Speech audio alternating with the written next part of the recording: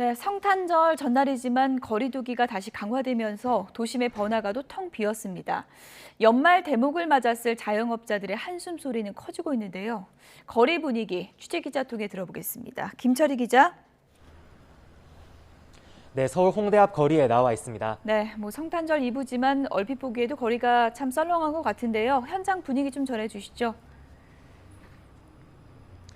네, 평소라면 성탄절 전날을 즐기기 위한 시민들로 번화가가 가장 붐빌 때인데요. 이런 시간이기는 하지만 시민들 모습을 거의 찾아보기가 어렵습니다.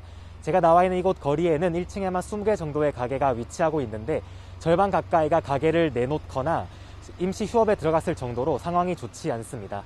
이렇게 사람들 발길이 뚝 끊긴 것은 어제보다 5도 이상 떨어진 기온 탓도 있지만 강화된 거리두기가 더 큰 원인으로 보입니다.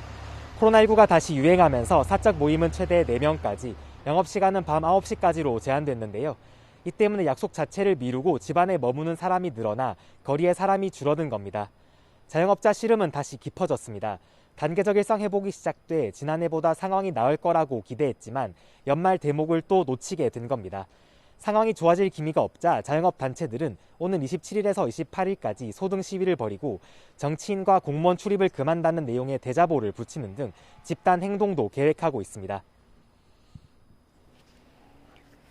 네, 이런 상황 속에서도 수도권 지역 코로나19 확산세는 여전히 심상치가 않다고요. 네, 수도권 지역에서 바이러스 확산세가 계속 거셉니다. 특히 어린이집이나 학원 등에서도 집단 감염이 따르고 있는데요. 서울 영등포구 어린이집에서는 종사자 1명이 지난 20일 첫 확진 판정을 받은 뒤 지금까지 23명이 감염됐습니다. 역학조사 결과 단체 활동 과정에서 바이러스가 퍼진 것으로 보이고요. 식사 때 마스크 착용이 미흡했던 것도 확산 원인 가운데 하나로 꼽혔습니다. 서울 서대문구 학원에서도 지난 18일 첫 확진자가 나온 뒤 종사자 3명과 수강생 7명 등 모두 13명이 확진됐습니다. 방역당국은 소아청소년 사이 집단 감염이 이어지고 있는 만큼 이른 시일 내 백신 접종을 받아달라고 당부했고요. 기본 방역수칙도 꼭 지켜야 한다고 강조했습니다. 지금까지 서울 홍대 앞 거리에서 YTN 김철입니다.